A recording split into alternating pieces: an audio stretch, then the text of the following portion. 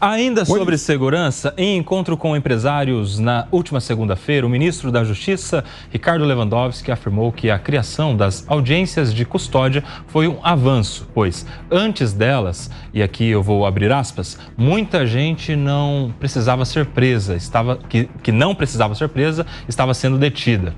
Na ocasião, o magistrado celebrou o fato de que cerca de 50% de pessoas presas em flagrante são postas em liberdade sob medidas cautelares até a conclusão de seus julgamentos. A declaração foi repudiada por parlamentares como Kim Kataguiri, que disse em suas redes sociais, abro aspas, tem um monte de bandido preso em flagrante, solto, cometendo mais crimes e o fato está sendo comemorado. É para fazer o brasileiro de palhaço mesmo.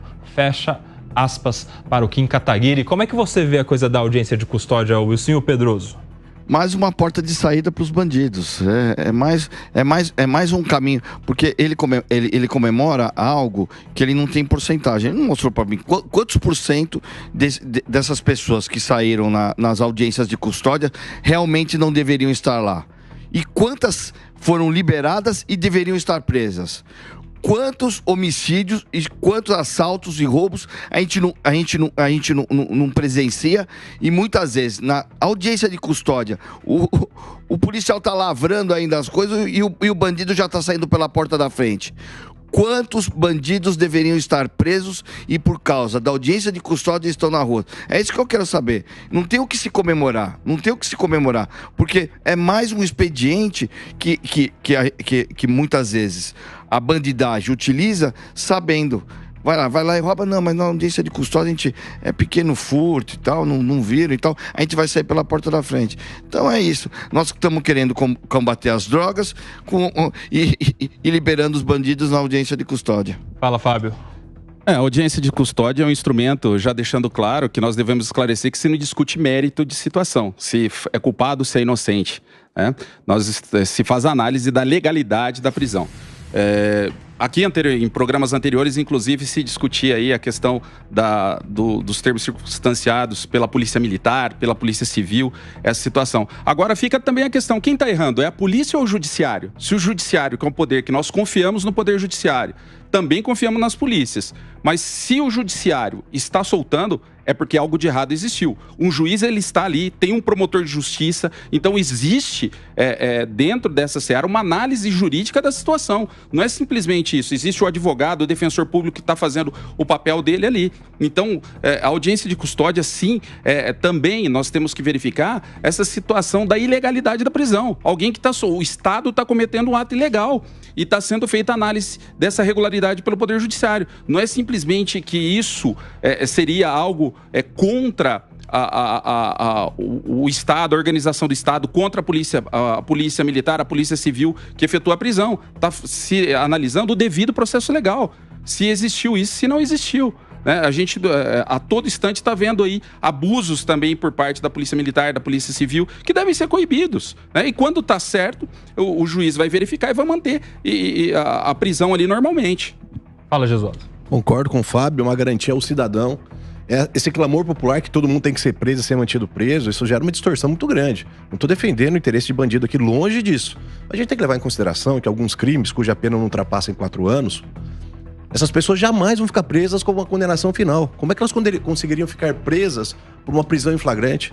Como bem disse o Fábio, a audiência de custódia é uma análise prévia para averiguar o formalismo dessa prisão, se está de acordo com a lei ou não. Não dá para imaginar que todo e qualquer crime de menor potencial, sobretudo, gere uma prisão em flagrante, a manutenção dessa prisão em flagrante.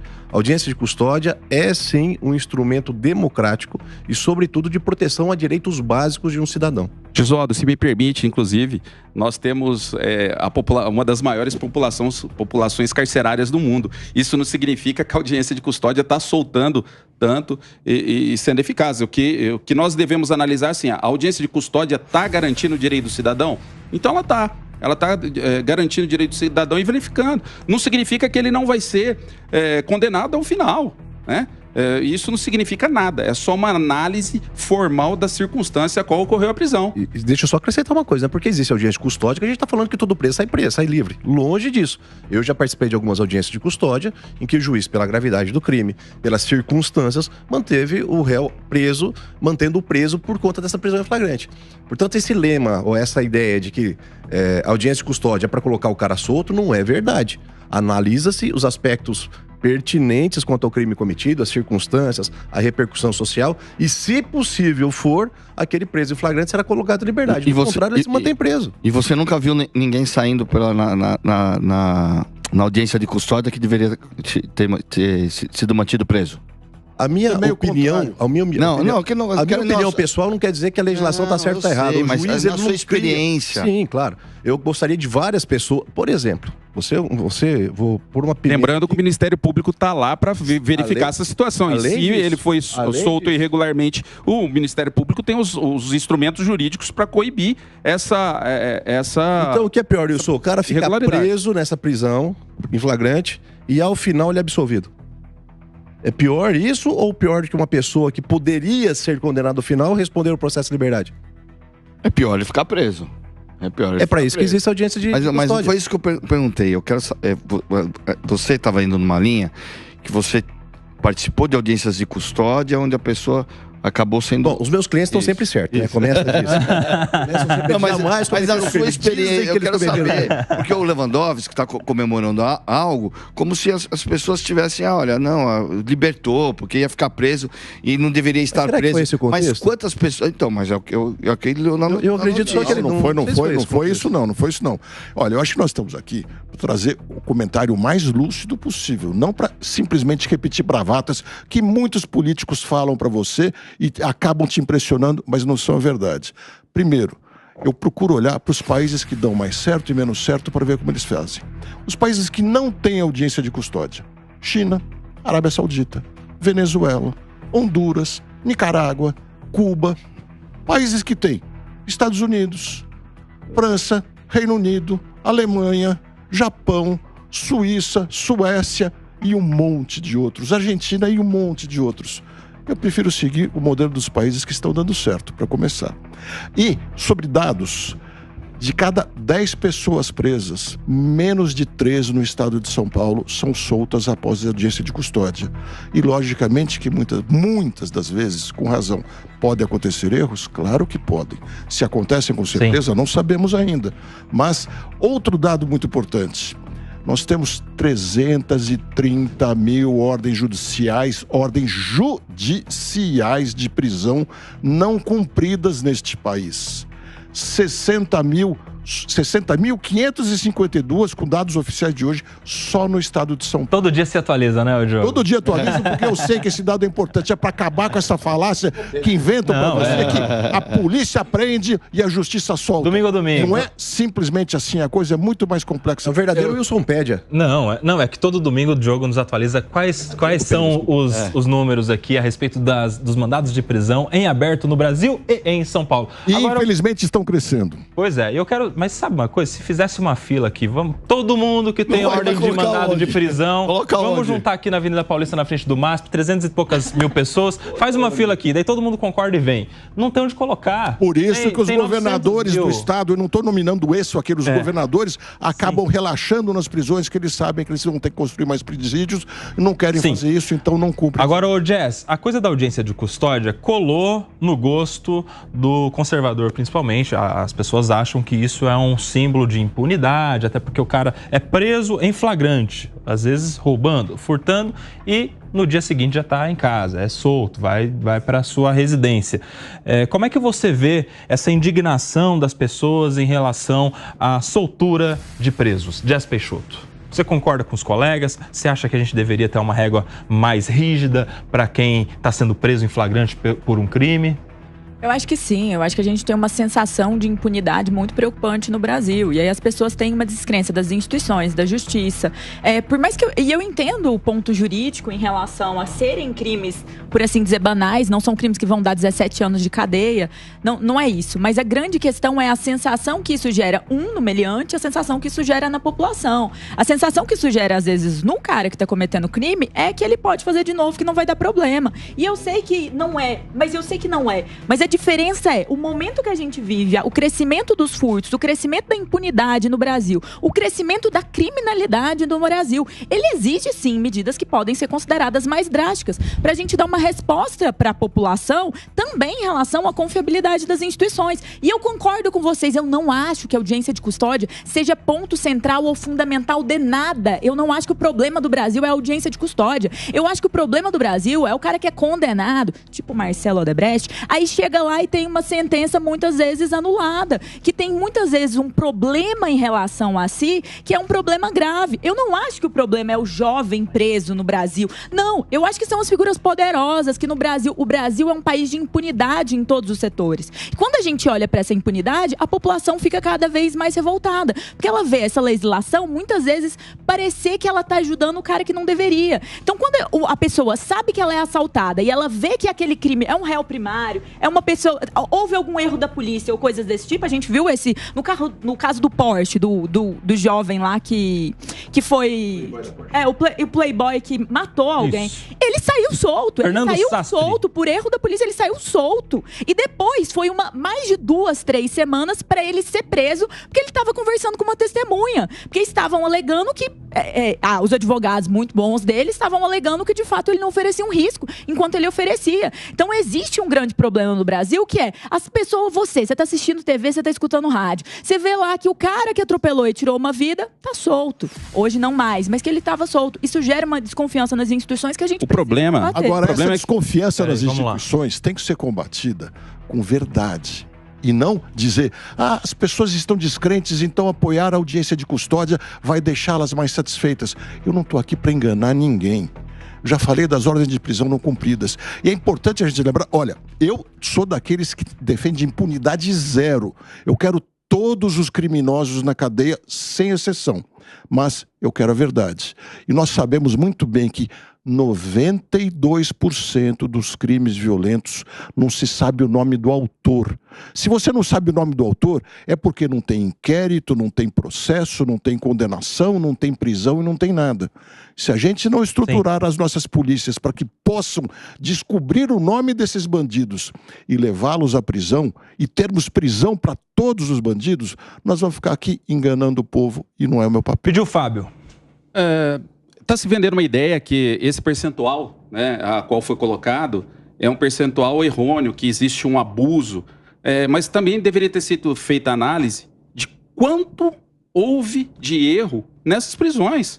Qual o percentual de equívoco que houve nessas prisões? Quanto que a polícia errou em prender esse cidadão? Então, nós também temos que olhar. Agora, a imprensa coloca de uma forma a qual 60% de liberação é algo errado, e não é isso. 60% das liberações, em tese, nós temos que o judiciário, nós temos que crer que o judiciário é aquele poder que erra por último. E ele errando por último, ele está ali liberando essas pessoas porque seria direito delas. E não se vender uma ideia que 60% é algo equivocado, não. O que houve de equívoco foi a forma de prisão. Agora, nós não podemos também generalizar que o judiciário erra sempre. O Sérgio Moro acabou de ser absolvido no Tribunal Superior Eleitoral. Será que o judiciário errou?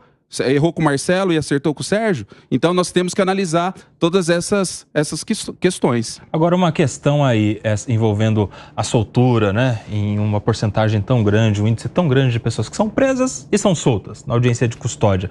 Isso não gera também um sentimento de impotência para o policial? E até como esse número não chega para ele como um desestímulo ao trabalho? Porque imagina só, o cara, ele recebe um salário do tamanho do nada para ficar 12 horas dentro de uma viatura no sol quente, cheio de farda, passando calor, e às vezes vê uma ocorrência, tem que trocar tiro, colocar a vida dele em risco, não sabe se vai voltar para casa, para a mulher, para os filhos, chega lá com o cara preso, E aí, audiência de custódia, solta o cara. Não tô entrando no mérito se tem que soltar ou se tem que manter preso, se tá certo, se tá errado. Mas é um número que chega para esses policiais, viu, senhor? Então, e aí? Mas então, imagina. O cara vai ficar, se o cara vai ficar sentindo o quê? Enxugando o gelo. Japa, se o policial tá com sentimento de impunidade, se o policial tá com sentimento que não adianta prender, imagina a sociedade.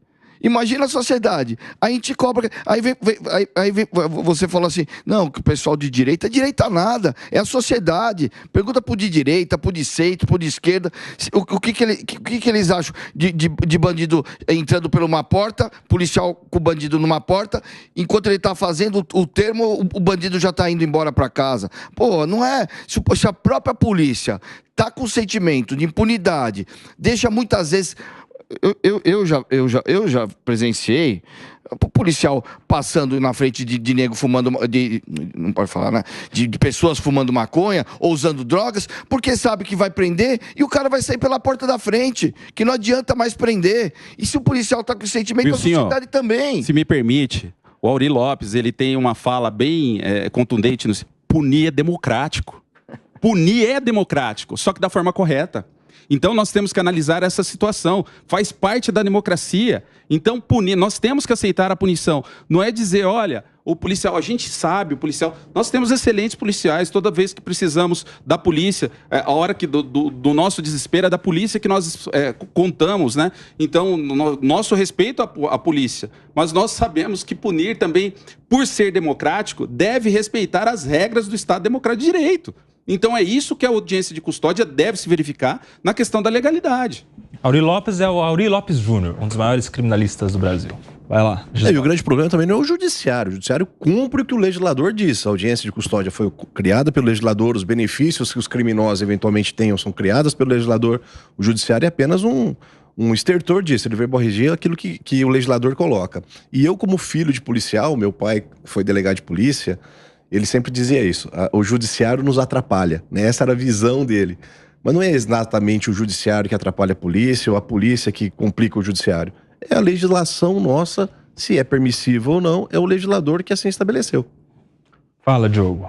A gente precisa chegar à conclusão se a gente quer repetir bravatas que nada resolve ou enfrentar a realidade. Respondendo à questão que você trouxe, Nelson, eu não me recordo em nenhum momento de ler nos jornais ou de ter conhecimento de que bandido atirou na polícia, a polícia trocou tiro com o bandido, prendeu o bandido e esse bandido tenha sido solto na audiência de custódia. E a gente não sabe nem de um lado e nem de outro, né? Mas não é esse que a chance é de 50%, segundo os números ali. Mas não é esse que é solto, não é esse. Não dá para saber, Diogo. Não tem nenhum dado. Nós temos 92% dos crimes violentos, 92% dos assassinatos, não se sabe o nome do autor. Mas nenhum dos 92% são em relação aos que foram presos e foram levados a uma audiência de custódia. Como que a gente vai dizer que nas audiências de custódia, onde menos de 3 em cada 10 pessoas são soltas, como a gente vai dizer que é aí que está o problema? E se nós temos as tais 330 mil ordens judiciais de prisão não cumpridas, como é que a gente pode ter a cara de pau de dizer que a audiência de custódia é que é responsável por isso? Que é porque a polícia prende e a justiça solta. O problema é muito mais profundo. O problema é que governadores do Brasil inteiro não querem investir em segurança, que é a obrigação número 1 da polícia e dos estados, e não querem investir em presídios para colocar todos os bandidos que nós já conhecemos na cadeia. Nem esses condenados, os nossos governadores do país inteiro estão colocando na cadeia. Pediu o Gesualdo. Vou dar um exemplo para vocês de um cara que ficou preso numa audiência de custódia, até pra gente apimentar o discurso aqui. Uma moça chegou e disse assim: o meu companheiro me ameaçou. E é o que basta para a medida protetiva hoje. A declaração unilateral é às vezes mentirosa, muitas vezes mentirosa. No segundo momento ela diz assim: ele descumpriu a medida protetiva. O cara foi preso. Essa prisão provisória que agora o Código de Processo Civil permite, o Código de Processo Penal permite.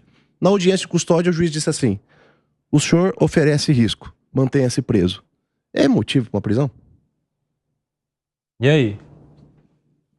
Mas estava errado? Eu não me sinto... O STF disse que sim, né? Um discurso unilateral da vítima Eu sei que não aconteceu, mas o juiz, claro, ele faz a análise dele com base com aquilo que está no processo.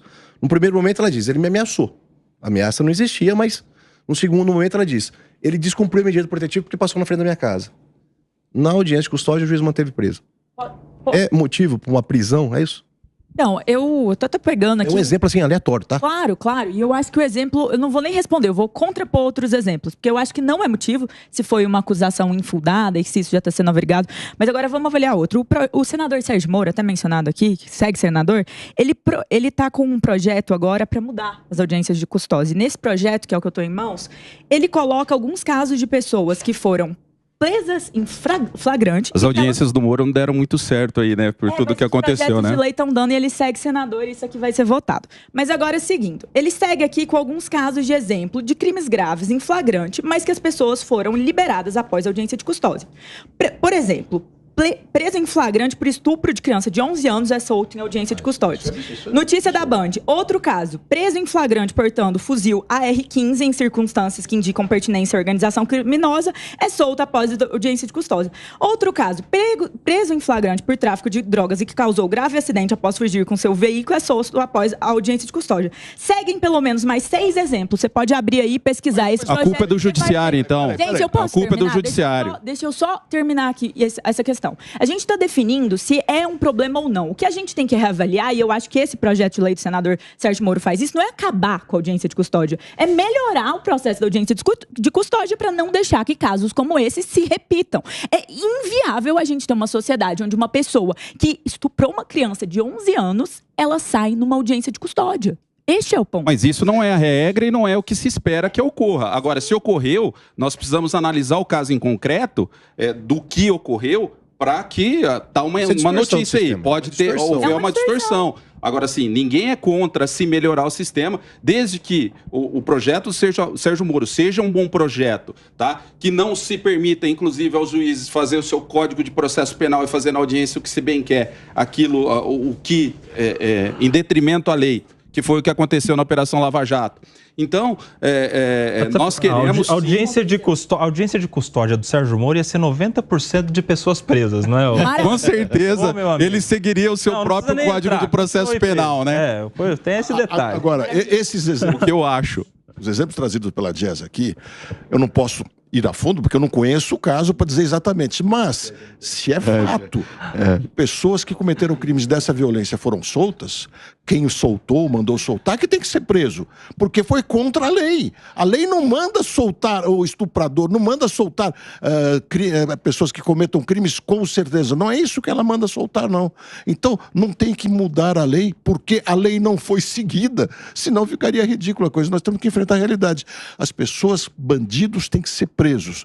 Policiais cometem seus enganos. Mas presos quando? Seus enganos. Eu cometo meus enganos e todos nós cometemos nossos enganos. Então não é por causa de um outro engano que nós vamos mudar a lei. E sim corrigir para que engano não aconteça de novo. Mas presos quando? Porque a gente tem no Brasil também, de alguma maneira, uma certa banalização da prisão preventiva, né? Aqui a gente quer punir primeiro para depois a gente condenar, ver se é o caso de manter ou não o cara preso, já depois ele já está... Bem isso, que a audiência de custódia não é essa a finalidade dela. Que você falou dos números dos presos no Brasil, nosso Diogopédia, são 900 e poucos mil presos no Brasil, não sei no detalhe no dia de hoje, mas mais de 900 mil presos e 45%, só 900 mil condenados. Não. Presos são só 650 mil. Não, presos... Eu mostro pra você. Presos nós temos mais de 900 Diogo, eu pego os dados. E 45%, quase metade dos presos do Brasil, não tem ainda uma condenação em definitiva, Wilsinho. Tem esse detalhe aí. Mas aí eu atribuo boa parte desse número à lentidão da justiça. Então, o cara fica respondendo um processo... 10, 15 anos, o tanto de prescrição que a gente tem, meus amigos. Mas a gente fica falando da audiência... Quando passa o prazo de alguém ser julgado, e aí? A gente fica falando também, que a notícia é sobre a audiência de custódia. Mas não adianta só...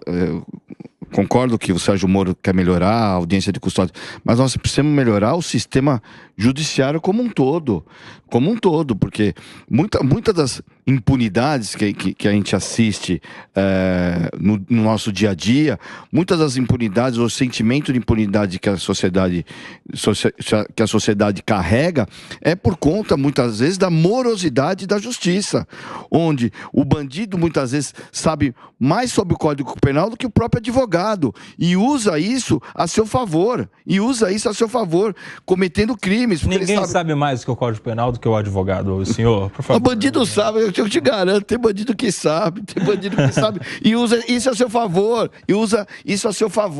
Koba, usa a seu favor para cometer crime, porque ele sabe quanto tempo ele vai ficar preso, o que ele pode, o que ele não pode, para sair justamente logo na audiência de custódia. Eles usam isso a favor dele por conta dessa morosidade da justiça, por conta desse Código Penal atrasado que nós temos hoje. É atrasado o Código Penal, na sua opinião? É atrasado, Koba. Por quê?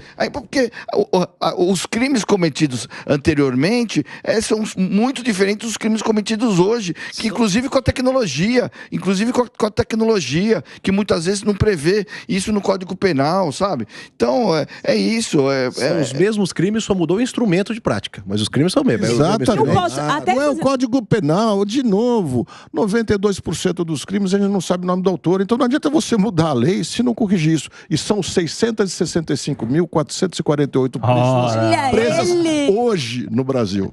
Jogopédia, não tem como falar de investigação com 25 mil policiais civis para investigar aqui no estado de São Paulo. Exatamente. O problema é esse, é estrutural. E veja que só policiais civis, e não todos, podem executar uma ordem de prisão. Os policiais militares não podem. Se o policial militar souber que o seu vizinho tem uma ordem de prisão a ser cumprida, ele não pode ir lá e prender.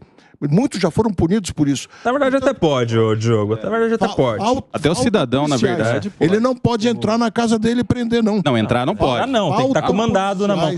Como você bem disse, faltam muitos policiais. Nesse aspecto, o governador Tarcísio fez algo correto na direção boa, porque recentemente ele abriu concurso para mais 4.500 policiais. Nomeou agora, essa semana? Nomeou. Felizmente, mas eram 17 mil cargos vagos que haviam aqui. Pelo menos ele seguiu na direção certa, e nesse ponto está de parabéns. Que contrate mais policiais civis, porque eu quero ter segurança, eu quero andar tranquilo nas ruas de São Paulo e de todo o Brasil. Vamos lá, nós entramos num assunto interessante aqui, o déficit na Polícia Civil de São Paulo. A gente tem cerca de 34% de déficit, ou seja, a cada 10 policiais civis, 3 simplesmente não existem. As cadeiras estão vagas ou estão sendo ocupadas pelos mesmos outros policiais civis. Fazem o trabalho deles e daqueles que faltam também. Uma polícia sobrecarregada que não consegue entregar solução de crimes, não consegue entregar solução de autoria de quem é que cometeu um crime ou outro. Não é algo dessa gestão. Isso foi construído ao longo de muitos anos. Construído, né? Construído não. Isso foi destruído. São Paulo. Exato. Nós do interior, Koba, vivenciamos uma situação, delegacias fechadas, né? Na minha região de Garça, lá, o plantão é em Marília, né? Então, se passa à frente, se vê a delegacia fechada, é uma sensação. Nós queremos sim policiais, isso o governador acertou sim, nós precisamos de mais policiais civis, a Polícia Civil precisa de estrutura, avançar, como o Wilson disse na questão do Código Penal, nós precisamos de modernização também nas polícias, né? A forma de investigação, eu sei que aqui em São Paulo o monitoramento já está sendo feito de maneira eficaz, né? A quantidade de câmeras, né? Nesse sentido de reconhecimento, que também erram muito na inteligência artificial nesse sentido, né? Em relação às pessoas negras, nipônicas, né? Existe uma colidência aí na inteligência artificial, mas eu acho que também é um caminho a ser pensado pelo governo nessa questão da estrutura da polícia, a questão da utilização de novas tecnologias. Agora você falou de câmeras, tem um programa interessante aí na Polícia de São Paulo, que é a Muralha Paulista, que é a integração de todas as câmeras, não só do poder público, ou seja, das prefeituras, mas também, inclusive, da iniciativa privada. É um grande banco de dados que envolve todas essas imagens. Então, isso para a solução de crimes é sensacional. A tal da Muralha Paulista, o Wilson Pedroso, você que sabe tudo de gestão pública. Porque não adianta nada a sociedade se armar com câmeras nos prédios, nos edifícios, nos seus comércios, se essas imagens, no fim, ficam arquivadas e não servem para combater o crime. A não ser quando a polícia ocorre um crime próximo e a polícia acaba utilizando essas imagens.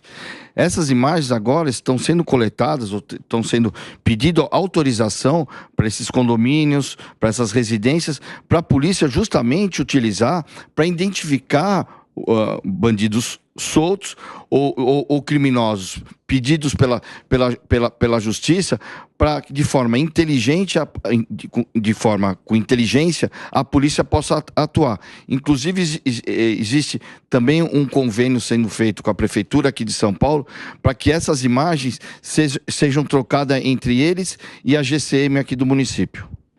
Como que você vê, Jess, essa integração toda? Eu acho que a integração é fator primordial e o Brasil começou atrasado nisso. E eu não acho que aqui a gente tem que falar só de São Paulo, não. A gente tem que falar do Brasil como um todo. A gente não investe na nossa polícia, a gente não investe em tecnologia de investigação. E a gente tem uma baixa taxa de conclusão desses boletins de ocorrência. Você que vai lá, faz um boletim de ocorrência, alguém roubou seu celular aqui. Isso nunca é concluído, você nunca tem uma resposta sobre isso. Então, a nossa taxa de resolução, para crimes até graves, ela é muito baixa. E quando a gente olha para a lógica da Polícia de São Paulo, sabe o que é surpreendente? É uma das melhores, uma das mais resolutivas do país, mesmo com todos esses problemas. Então, imagine nos outros estados a dificuldade que isso é. Tem que ter um investimento ferrenho em segurança pública. E por que a gente, muitas vezes, falam assim, o pessoal quer cortar gasto, quer cortar gasto, quer cortar gasto. A gente quer cortar gasto para colocar gasto onde importa, nem propaganda e publicidade de governo. Gasto necessário é gasto com segurança pública, é gasto com saúde, é gasto com educação. Tem muito supérfluo a gestão de empresas como a Sabesp mesmo, que não precisam estar com o Estado. Mas a segurança pública precisa. A gente precisa ter um investimento ferrenho e uma atenção e credibilidade para os policiais. Essa semana a gente viu na USP os policiais entrando e recebendo protesto dos estudantes. Nós precisamos valorizar a nossa polícia mais. Nós precisamos entender quanto eles recebem salários baixos, o quanto muitas vezes eles são maltratados. A gente teve até uma influencer no meio de um jantar lá em Ribeirão Preto de policiais querendo humilhá-los. Então a gente precisa passar como sociedade a valorizar a nossa polícia, os nossos agentes da lei, promotores, juízes, que fazem bem pra gente mesmo, que lutam pela nossa segurança, mais os promotores que os juízes, na minha opinião. Em 1 minuto, Gesualdo. Eu também acho. Tá gostando da retórica aqui da Jess. A Jess é debatedora, você sabe. É assessora do Dallagnol, né? Tá fazendo as honras aí. Eu acho realmente que a nossa polícia é bastante desvalorizada. Eu digo também, sou do interior, sou de Assis. Nós tínhamos ali na região 7 postos da polícia rodoviária, nenhum mais aberto. Nos últimos 30 anos a gente viu um desmonte da polícia. A polícia, a começar que tem poucos, esses números que a gente apresenta de déficit, é para recompor os números anteriores. Não é nem para repor de acordo com o aumento da população. A Polícia Militar também, salvo engano, aí, as estatísticas me dirão melhor, eu acho que eram 110 mil policiais que nós tínhamos militares no passado, hoje nós temos 90. Tem 14% de déficit na Polícia Militar. Isso sem levar em consideração o aumento da população, Dados pelo qual de deveria ter aumentado também a polícia, né? Concordo também com a Jess, o policial é pouco valorizado, mas não só apenas o policial. Também é pouco valorizado o professor, é pouco valorizado o funcionário público de um modo geral.